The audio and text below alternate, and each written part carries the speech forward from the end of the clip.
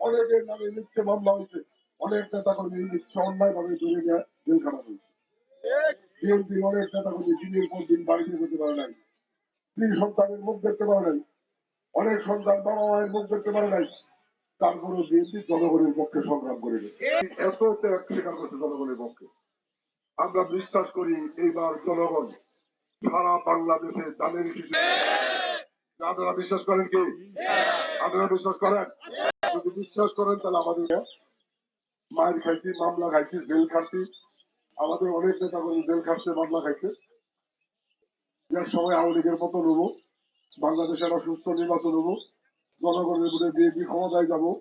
BNP ক্ষমতায় গেলে আমাদের এলাকার রাস্তাঘাটগুলো আমরা পাকা করবো, আমাদের এলাকার রাস্তাঘাটগুলো আমরা বড় করবো, আমাদের এলাকার মসজিদ মাদ্রাসার উন্নতি করবো, শিক্ষা প্রতিষ্ঠানের উন্নতি করবো, মানুষের বিপদ আপদে সহযোগিতা করবো।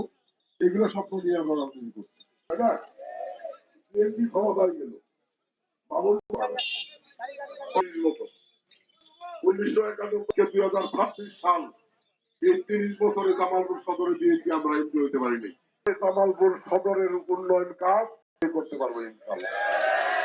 যেহেতু 30 বছর পরে সুযোগ আবার কবে আসবো আল্লাহ ছাড়া কেউ জানেন।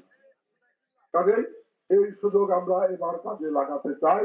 জানের বিশিষ্ট বসিয়া রাজু ভাই সবার কাছে ইনশাল্লাহ। আমি যে কথাটা বিনয়ের সাথে বলতে চাই, আমাদের 5 ভাইয়ের মধ্যে কিন্তু থাকে না, মানুষের জন্য সম্মান করতে করতে দুনিয়া চলে গেছে।